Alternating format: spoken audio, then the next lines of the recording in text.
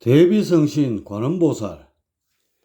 대성공의 별채에 머무른 지 몇 차례 지난 어느 날이었다. 감히 산책을 하던 중에 특이한 옷차림의 여선들이 우르르 안채로 들어가는 것을 목격하게 됐다. 전녀들과는 차림새나 자태부터 달랐고 머리를 단정히 묶고 몇몇천 머리에 삼각형의 모자를 눌러쓴 품새가 여성들인 듯했다. 전신들 중에 여신들의 수가 남성에 비해 적었고 더군다나 불문에 들어오는 경우가 흔치 않았기에 화엄의 눈길이 좀 채 떨어지질 않았다. 그들이 사라진 뒤 마침 선정에서 깨어난 대세지가 후원에 나타나자 화엄은 얼른 다가가 가볍게 예를 올렸다. 사부님, 방금 전에 웬 여성들을 보았습니다. 대성궁으로 향하는 것을 보니 아마도 안불님을 칭견하려는 듯합니다. 여성? 대세제는 한마디 던지고는 대수롭지 않다는 표정으로 기지개를 켜며 때마침 불어오는 바람에 마음을 맡겼다. 수미산 기석을 훑으며 온갖 방초며 들풀을 죄다 모아온 듯한 향기가 오묘하기만 했다. 그런데 천연의 향내와는 사뭇 다른 뭔가가 느껴지는 것이 야릇하기도 했다. 그것이 어느 꽃향과 비슷하면서도 뭔가 법당에서 피워놓은 불향처럼 거하기도 했고 그러면서도 여인네의 분내처럼 향긋하기도 했다. 그런데 더욱 이상한 것은 그 향기가 이미 목석처럼 굳어있는 대세지의 마음 한편을 들쑤시며 다가오는 것이었다. 이것이 무슨 조화인가 싶기도 하고 혹시 좀 전에 이곳을 지나갔다는 여성들이 흘린 채취가 아닌가 싶기도 했다. 하지만 그렇더라도 이렇게까지 심중에 묘한 파문을 일으킨다는 것이 예사한 일은 아니었고 이상한 생각에 대세지는 잠시 후원을 서성이다 다시 별채로 들어갔다. 호심이 채 가시지 않은 화엄은 여성들이 사라진 쪽으로 발걸음을 옮겼고 몇 분 뒤 그녀들이 대성궁에서 얼마 떨어진 산길속에 위치한 별채에 머물고 있음을 알 수 있었다. 담장이라고는 주변에 촘촘히 세워져 있는 관목이 다였고 그 너머로 손님 맞이에 분주한 천동 몇몇이 보였다. 한 명은 차상을 내가고 있고 다른 한 명은 나뭇가지를 엮어 만든 빗자루를 들고 마당에 쌓인 낙엽들을 쓸어내고 있었다. 화엄은 그곳을 잠시 스승이다 천동의 뾰루퉁한 눈길과 마주친 뒤에야 멋쩍은 표정을 지으며 처서로 발길을 돌렸다. 오는 길에 얼핏 보니 여성들이 별채를 나와 대성궁 쪽으로 향하는 것이 아무래도 안부를 칭견하려는 것 같았다. 이때 어디선가 늑수거래한 법승 한 명이 나타나 대세지가 머물고 있는 별채로 향하려다가 화엄을 발견하고는 휘적휘적 다가와서는 말을 걸었다. 대세지 보살님은 어디 계십니까? 별채에 계십니다. 그럼 말씀 좀 전해주십시오. 외지에서 손님들이 오셨는데 함께 동석하셨으면 한다는 안불님의 말씀이 계셨습니다. 알겠습니다. 바로 전해드리겠습니다. 화엄은 그 길로 곧장 별채로 가서 대세지에게 전가를 전했고 대세지는 무슨 일인가 싶어 마시던 찻잔을 비우고는 자리에서 일어났다. 그러곤 궁금한 표정에 아쉬운 표정까지 들이우고 있는 화엄을 남겨두고는 대성궁 본체에 있는 법당으로 향했다. 잠시 뒤 개울을 지나 온갖 들풀로 뒤덮인 법당에 도착했다. 마당 한편엔 두 명의 여성이 꽃을 감상하며 두른두른 얘기를 나누고 있었다. 대세지는 그녀들을 힐끔 보고는 법당 안으로 들어섰다. 어서오시오 대세지 보살. 소개할 분이 계셔서 이렇게 번거롭게 오라고 하셨소이다. 마침 한가롭게 소요하고 있던 참이었습니다. 대성을 한 차원 더 높게 발전시키신 보살님이시오.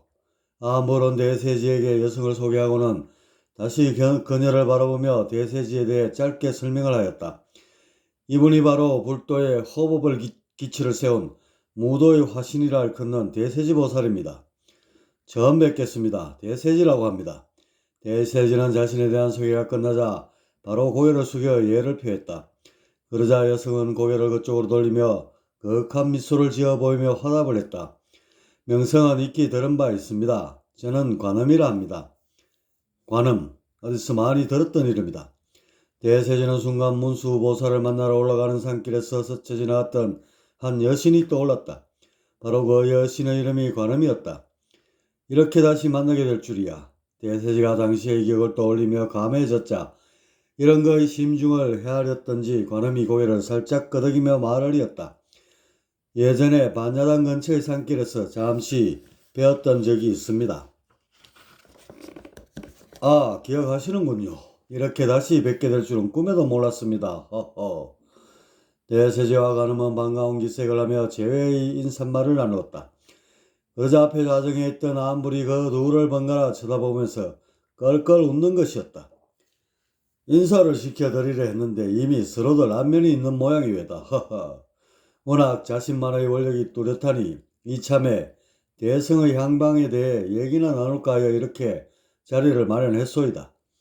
안불은 서두를 꺼내고는 뒤에 오늘날 불도가 처한 현황과 문제점, 그리고 향후 불국토 세계를 이루기 위해 나아가야 할 방향에 대해 법률을 굴렸다. 그리고 대세지와 관음의 의견을 차례로 경청하면서 정리를 해나갔고, 그러던 중 요즘 가장 화제거리가 되고 있는 허법에 관한 문제로 좁혀졌다. 이렇게 되자 대세지는 옆에 있는 관음의 생각이 몹시 궁금해졌다.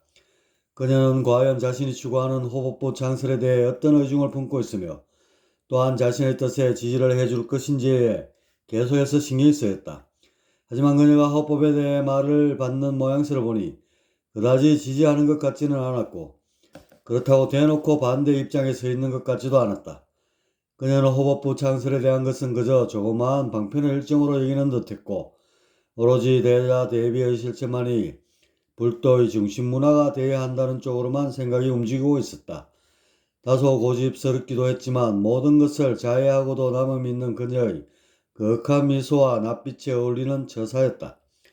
대세지는 화제가 호법부 창설로 깊숙이 이어지지 않은 것에 대해 약간 서운한 감정이 일었는데 이런 자신이 너무나도 낯설게 느껴지는 그였다. 왜 자신이 유독 저 관음이란 보살의 의중을 의식하는지 알 수 없었고 또한 그녀에게서 흘러나오는 법향에 온 신경이 집중되어 있는 것도 회개하기만 했다. 잠시 관음은 무슨 볼일이 있었던지 아함불과 대세지에게 예를 올리고는 자리를 떴다. 대세지는 그녀가 사라지자 공함이 가슴을 채웠고 진한 다양에 취한 듯 눈을 지그시 감았다. 이런 그의 심중의 파문을 읽었든지 아함불은 넌지시 화제를 돌렸다. 참으로 불도가 낳은 거룩한 존재가 아니겠소. 아함불이 관음을 가리키며 한 말이었다. 아함불님, 도대체 저 보살님은 어떤 분이십니까? 대성불도를 더 높은 차원으로 성화하신 분이라 할 수 있어. 일명 보살도라 하지요. 보살도요? 그렇소. 불도의 새로운 지평을 여신 분이시지요. 부처의 반열에 올 수도 있었지만 일부러 보살에 머무르며 보살도를 일으키신 것이에요.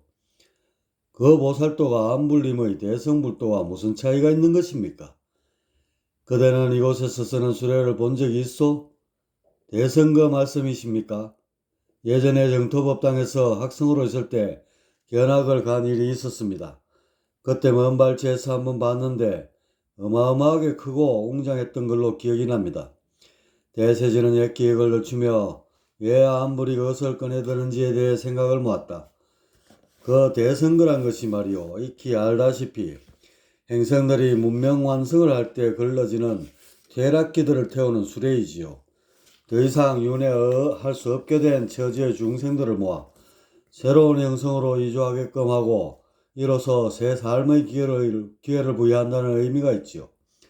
하지만 보살도란 문명의 상태나 그 구성원들의 영격, 할물며 선악의 구분도 두질 않고 무조건적으로 자비를 실천하며 가맣게 하는 법방이에다. 아니 정확히 말하면 법방이라기보다는 그저 만물을 감싸 안는 공의 본래 마음이라 할 것이오. 그토록 그 틀에 구분이 없으니 어찌 원대하다고 하지 않을 수 있겠소. 아함불은 관음의 도를 더 이상 높일 수 없을 정도로 축혀 세웠다. 듣고 보니 그럴만도 했지만 사실 중생구제의 법방에 어떤 우열이 있을 수 없고 각기 필요에 따라 저마다의 기능을 할 뿐인 것이다. 다만 대성불도와 어깨를 나란히 하는 보살도인지라 대단히 협작하고 자랑스럽게 여기시는 것 같았다. 아, 그렇다면 안불림의 대성거보다 더 큰 것이었네요. 대세지는 호응을 하였고 안불의 극찬은 이어졌다. 크다 뿐이겠소. 그야말로 대자대비의 거룩한 도의회다. 허허. 그럼 그런 보살도를 관음보살님이 일으키신 것인가요? 물론 그 효시는 옥경의 구천 현모님이시지요. 하지만 그 체계를 세워 널리 퍼뜨리기 시작한 것은 바로 관음보살님이 될 것이고요. 아, 대단한 업적을 이루신 분이시군요. 관음보살이라. 대성의 관점에서 보면 내가 그분께 한 수 배워야 할 처지외다. 허허. 보살도를 향한 안불의 흡족한 미소는 가실 줄은 몰랐다. 그런데 안불님, 어쩌다가 관음보살님은 보살도를 펴게 되었나요? 대세지의 여욕은 관음보살 자체로 좁혀졌다. 사실 보살도보다는 그녀에 대해 더 알고 싶은 거였다. 그건 다름 아닌 여성이 지닌 구도의 한계를 벗어나기 위한 방편에서 시작되었지요. 불도나 선도나 여성으로서 득도를 하는 데에는 남성에 비해 다소 불리한 점이 있지 않소. 불도는 감성을 멀리하고 지성을 키워 지혜를 만들고 다시 반야로 성화하여 각성을 일깨우려 함인데, 여성은 그 자체로 지닌 모성 본능으로 인해 감성이 풍부하게 발달되어 있지요. 그 감성을 적절히 제어하면서 수행에 힘써야 하니 남성보다 불리한 법이지요. 또한 선도는 축기와 온기가 근본인데, 여성은 월경을 통해 기운이 주기적으로 방출되기에 남성에 비해 불리한 조건이고요. 불도와 선도 모두 여성이 지닌 모성의 특성 때문에 장애가 있게 되는데, 관음보살은 바로 이 점을 화두로 삼아 정진하신 것이에요.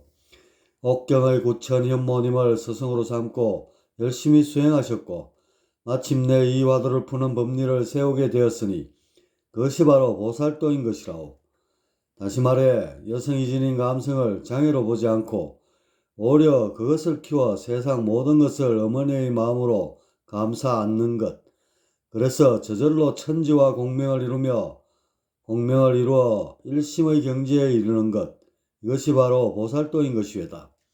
간단한 원리지만 그 이면에 세워진 도학의 체계를 보면 매우 정교하게 다듬어져 있어. 언제 기회가 되면 보살도에 관한 자료를 한 권 내어주겠소. 허허. 안불은 장황하게 관음의 보살도에 대해 늘어놓았다. 구절절 이해가 되고 감동도 오는 얘기였다. 아, 이제 폭이 잡힙니다. 보살도라. 앞으로 온 우주에 널리 퍼졌으면 하는 바람입니다. 허허. 대세지는 관음을 떠올리며 보살도의 미래를 그려봤다. 자신의 호법도와 여러모로 잘 어울릴 성 싶었다. 한 손엔 보살도, 다른 한 손엔 호법도, 상생과 상극이 하나의 택을 이루며 무궁한 조화를 이루어낼 것만 같았다. 그날 이후로 대세지의 마음엔 관음의 자취가 늘 남아있게 되었다. 관음보살, 그녀는 어떻게 해서 지금의 이 자리에 오르게 되었는지, 여기에 대한 전설은 까마득한 옛적, 그러니까 옥중삼, 옥중천이 막 건설될 무렵으로 거슬러 올라간다. 비옥이란 천신이 천궁을 세우고 치세의 도를 펴게 되자 이에 현녀가 반발하고 나선이라는 익히 아는 얘기다. 이 무렵부터 관음에 얽힌 전설은 시작된다. 천궁의 지하 깊숙한 곳에는 천옥이란 곳이 있다. 이름에 걸맞지 않게 여러 권례의 건물들 못지않게 아름다운 풍광으로 뒤덮여 있다.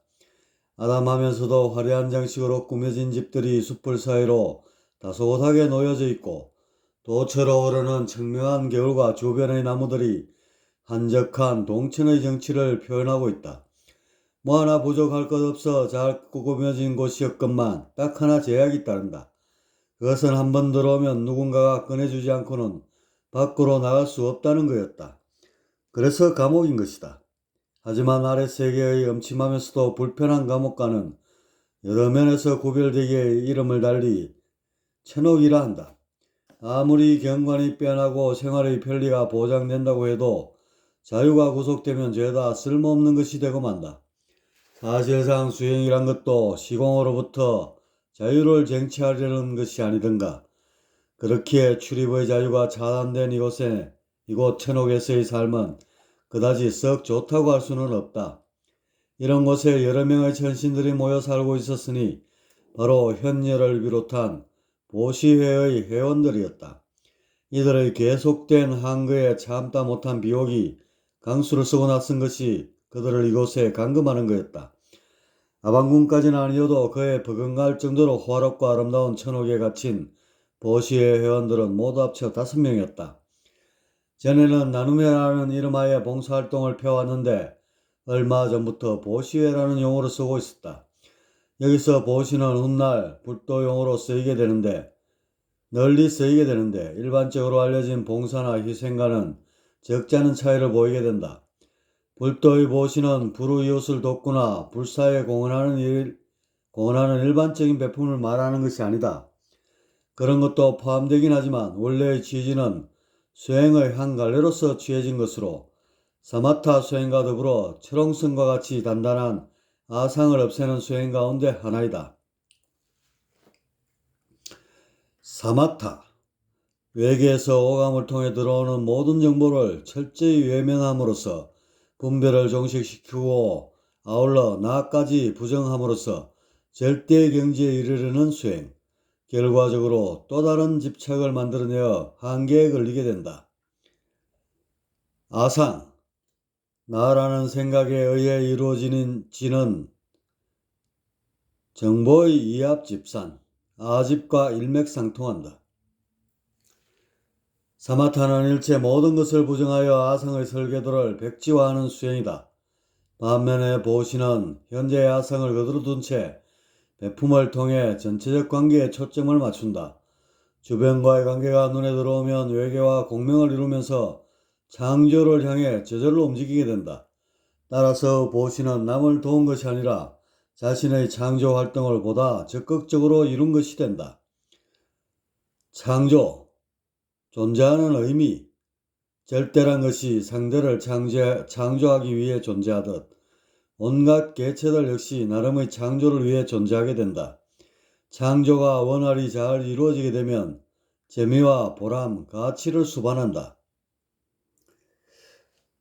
그래서 불도에서는 보시를 가리켜 머무름이 없는 보시라 한다. 머무름이 있게 되면 보시가 아닌 베풀미 되고 수행으로서의 동력을 다소 잃기 때문이다. 보시를 펴는 쪽에서 도리어 받는 쪽을 향해 감사를 하는 이유도 여기에 있다. 어쨌든 비용 역시 무천신들의 존경을 한몸에 받고 있는 지존이다. 그런 거였기에 체면구기직에 이런 치졸한 수만은 쓰지 않으려 했다. 그러나 어떤 설득이나 타협이 불가능한 상황에 처하자 어쩔 수 없이 그들을 잡아 가두게 되었다. 그나마 명분을 최대한 살리기 위해 이곳 천옥을 어느 곳보다 아름답고 편리하게 꾸며놓았다. 그래야만 자기에 대한 느낌이 한결 줄어들 것으로 계산했는데 어찌됐건 천신을 잡아 가둔다는 것은 참으로 보기 드문 발상이며 역사에 길이 남을 추태임이 분명했다. 이런 오명을 감수하면서까지 비옥이 이리 처신한 데에는 자신 내건 치세의 도가 자칫 위험에 빠질 수도 있다는 불안감 때문이었다. 자신의 분신과도 같은 천궁이 고작 여신 몇 명이 주동이 된 민간 조직에 의해 흔들려지는 것을 좌시할 수 없었다. 더군다나 옥중이 수려친의 미탕과 주태의 세력이 언제 이곳까지 뻗쳐올지도 모르는 상황이고 최근 들어서는 암암리에 옥중일 태소천의 위협도 받고 있지 않던가.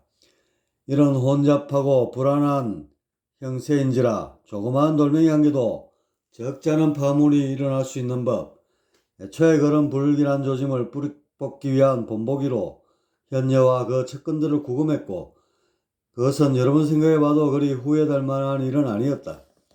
사실 따지고 보면 비용 역시 합리화할 구실이 전혀 없는 것은 아니었다. 그는 자신이 내세운 천계의 청사진이야말로 공동의 이익을 잘 반영하고 있다고 믿었다. 그렇게 이런 자신의 뜻에 반하는 현녀와 그 지지자들에게 일말의 죄가 있다고 여긴 것이다. 그런 게 아니라면 죄의 유무를 떠나 무작정 그렇게 생각하고 싶었는지도 모른다. 아무튼 천신마다 추구하는 청사진이 따로따로인데다 그것들이 가끔씩 부딪히게 되면서 오해와 불만, 갈등 같은 형국이 조성되고 여기서 죄라는 개념이 불거져 나왔다. 그렇게 죄라는 단어만큼 천계에 부적합한 것도 없었다. 이런 단어를 쓰는 것 자체가 허공을 일부나마 마음에 담고 있는 전신으로서의 자질에 의심을 불러오게 할 것이다. 이미 일정경지에 오른 고차원적 존재들이 뭐가 아쉬워 죄를 운운하며 갈등을 이야기한단 말인가. 그러나 지신들이 등장하면서부터 이런 어처구니 없는 상황이 생겨나게 되었고, 이것이 조금씩 쌓여 청계 일대 소동을 일으키며 암울한 기운을 뻗치고 있었다. 천옥을 관리하는 청관들은 하루가 바쁘게 이곳 천옥을 왕래하며 혹시나 있을 불편한 사항을 점검하며 지극정성을 다했다. 아마 그들도 천신을 가두는 일이 얼마나 낯뜨겁고 송구한 일인지 잘 알터. 그렇게 풀어주는 것을 제외한 모든 일은 다 들어주려 했을 것이다. 하지만 현녀와 그 일행은 지금까지 단 한 번도 어떤 부탁이나 아쉬운 소리를 한 적이 없었다. 그렇더라도 청관들은 매일같이 문안을 들이며 안위를 살폈다. 구천현녀님, 귀가하는데 혹시 불편한 점은 없으신지요? 천관은 늘 같은 말만 되풀이했다. 예, 덕분에 이렇게 편히 잘 지내고 있습니다. 현녀의 대답도 항상 같았다. 혹시 자택이 어려우시면 이곳 언덕 위나 숯불 사이에 그대로 옮겨다 놓을 수 있습니다. 고향 산천이 생각나신다면 그것 또한 만들어 드릴 수 있고요. 천관은 매일같이 현녀가 같은 대답을 하자 오늘은 작심을 했는지 다른 카드를 꺼내 들었다. 천관님, 너무 신경 쓰시지 않아도 됩니다. 여기에는 없는 것이 없지 않습니까? 우리는 이곳에서 한담이나 나누며 편히 지내면 되니 이제부터는 이렇게 매일같이 오시지 않아도 됩니다. 청관은 딱히 할 말이 없었다. 하긴 천옥에 갇혀 지내는 현녀와 그 일행들은 언제나 웃음을 잃지 않았고 가끔씩 있을 법한 불만스러운 표정 하나도 찾아볼 수 없었다. 저희가 필요한 것이 생기면 호출을 할 테니 청관님은 그만 돌아가셔서 다른 볼일을 보세요. 요즘 천궁엔 할 일들이 많을 거 아니에요? 그럼 혹시라도 불편한 사항이 있으면 바로 불러주십시오. 저는 하루 건너씩 오도록 하겠습니다. 아, 그러실 필요 없으신데요. 현녀가 말을 마치기도 전에 청관은 재빨리 고개를 숙여 인사를 하고는 천옥 밖으로 나가버렸다. 잠시 후 현녀와 그 일행들은 정자에 모여 까르르 하며 웃음꽃을 피웠다. 그들은 가끔씩 이곳에 마주 앉아 인간계를 비롯해 성계나 청계에서 일어나는 재미난 일화들을 화제에 올리기도 하고 어쩌다가는 보시의 앞날에 대해 진지하게 머리를 맞대기도 했다. 뜻은 확고히 세우되 그것과 끝난다고 하여 전전긍긍하며 괴로워하지 않는 것이 천신들의 성정이 아니랴. 이들은 천옥에서 탈출할 방법이 없다는 확신이 들자 모든 것을 인연에 맡겨버리고 태평하게 지냈다. 그렇게 100여 년이란 세월이 훌쩍 지나갔다. 시간 개념이 인간계와 다르기 때문에 이곳 천옥에서는 고작 몇 년이 흐른 정도로 느껴졌다. 이제 한참 천옥에 적응하고 있다고 생각되던 어느 날, 수미라는 여신이 우물가에서 약차를 다리려고 물을 깃는데 벼랑간 우물물이 아래로 빠지면서 사라지는 것이다. 그녀는 무슨 일인가 싶어 고개를 갸우뚱했다. 이게 웬일이지? 바닥에 구멍이 생겼나? 중얼거리듯 뱉는 작은 소리였지만 어떻게 들었는지 여기저기서 산책하며 소요하던 여신들이 우물쪽으로 모여들었다. 현녀만 언덕 한편에 마련된 좌대에 앉아 명상산매에 빠져 있었다. 여신들이 우물 주변을 둘러싸고 아래에 시선을 모을 때쯤에 갑자기 바닥에서 이상한 기운이 감지되기 시작했다. 마치 젖은 장작이 탈 때 나는 매콤한 연기처럼 탁하고 희뿌연 기운이 피어오르더니 머리를 아찔하게 때려오는 것이다. 그리고 잠시 뒤 바닥이 양쪽으로 갈라지면서 그 틈새로 시커먼 두건을 쓴 어떤 사내가 불쑥 머리를 들어 올렸다. 이건 마치 공포영화의 한 장면을 연상케 하였고 그녀들이 아무리 천신이라지만 기겁하는 표정을 내비치지 않을 수 없었다. 약간의 시간차를 두고 논란과 경악, 걱정 섞인 탄성이 새어나왔고 이런 혼동을 느꼈던지 우물바닥에서 나타난 사내는 손을 내저으며 안심하라는 신용을 했다. 그런다고 해서 이런 기괴한 상황을 그러려니 하고 넘길 수는 없었다. 가뜩이나 이곳은 온갖 모순을 가득 안고 만들어진 천옥이 아닌가. 비옥의 지시를 받은 누군가가 침투하여 자신들에게 해코지를 가할 수도 있는 일이었다. 사실 세간의 이목이선이 드러내놓고 어찌할 수는 없지만 지금처럼 엄밀히 자격을 보내 처리할 수도 있지 않겠는가. 이런 우려감이 냉혹한 긴장감을 유발하자 우물바닥에서 머리를 드러낸 사내는 더 이상 위로 오르려 하지 않았다. 자신이 우물 밖으로 나갔다가는 저 심약한 여신들이 어찌 반응할지 안 봐도 눈에 훤했던 것인데, 사실 그것보다는 자신의 영역이 천개의 압박을 견디기에 그리 녹록하지 않다는 이유가 컸다. 그의 몸을 휘두르는 빛으로 봐 천신은 아니었고 그저 신선 중에서 제법 영격이 있는 축에 드는 정도였다. 이때 그 사내의 옆으로 또 한 갈래의 구멍이 뚫리며 누군가가 머리를 디미는 것이다. 머리를 곱게 빗어 뒤로 따서 묶고 있는 것이 한눈에 봐도 여선임이 틀림없었다. 그녀는 힘겹게 고개를 위로 젖히면서 목울대에 힘을 넣었다. 여신님들, 저예요. 저 소리예요. 소리라는 말을 듣고서야 여신들의 두려운 개석은 가시기 시작했다. 반면에 다들 놀라서 눈이 휘둥그레졌다. 이곳은 어느 누구도 범접할 수 없도록 설계된 천옥이 아니던가. 정말 소리가 맞네. 내가 어떻게 여기에 온 거야? 여기 이분 덕분에 들어올 수 있었어요. 소리가 검은 두건을 쓴 사내를 가리키면서 대답했다. 그러자 사내는 머쓱한 표정을 지으며 덩치에 안 어울리게 개미만한 소리로 속삭였다. 저는 도초라 하옵니다. 이렇게 짤막한 답을 하고는 사내의 표정이 점차 일그러지기 시작했다. 그러더니 숨이 막히는지 가슴을 부여잡고 통증을 호소하는 것이다. 어머나, 이곳 천상의 기압 때문에 그러니 얼른 성계로 내려가세요. 소리가 걱정되어 사내를 부축하며 말했다.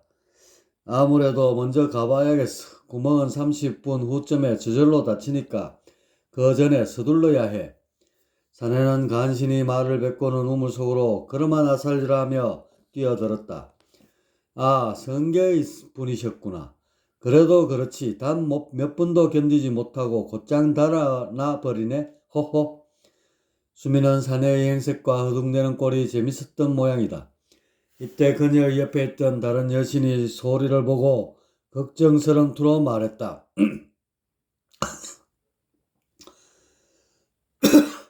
소리야, 그런데 너는 괜찮니? 너는 아직도 선계에 속해 있잖아. 이곳의 천압 때문에 몹시 힘들 텐데. 그러자 소리는 양팔을 벌리면서 자신이 입고 있는 옷을 펼쳐 보였다. 이것 보세요. 우리 보시애가 개발한 특수 천의잖아요. 천의야, 방금 전의 사내도 입고 있지 않았느냐. 아무래도 한동안 못 본 새의 영역이 부쩍 자라는 듯이구나. 그런 것이야 아무렴 어떻겠어요. 그보다 시간이 많지 않으니 서두르셔야 돼요. 구천현녀님은요? 소리가 다급하게 외치자 그때서야 어떤 상황인지 감이 온 모양이다. 여신들은 불이 나게 짐을 챙겼고 수미는 언덕으로 올라가 현녀의 선정을 깨웠다. 구천현녀님, 소리가 천옥에 구멍을 뚫고 올라왔어요. 선정에 깊이 빠져있던 현녀는 소리라는 말에 움찔하며 눈을 떴다. 소리가 왔다고? 네, 그래요. 어떤 신선을 도움을 받아 공간에 구멍을 뚫고 여기까지 올라오지 않았겠어요? 현녀는 언덕 아래에서 다급히 움직이고 있는 소리가 눈에 들어왔다. 영민하면서도 자비심이 한없이 넓은 아이이다. 또한 고집도 얼마나 세든지 인간으로 있을 적에 유일하게 자신의 뜻에 반기를 들었던 그녀가 아니던가. 내가 한 손에 칼을 들려 하자 무조건적인 사랑만을 외치며 끝까지 뜻을 꺾지 않았었지. 현녀는 소리와 얽힌 온갖 생각이 스쳐 지나갔다. 어서요, 이럴 시간이 없습니다. 수미가 재촉하자 그때서야 현녀는 자리에서 일어나서 이들과 행보를 같이 했다. 현녀와 소리 그리고 여신들은 도초가 뚫어놓은 통로를 타고 성계로 향했다.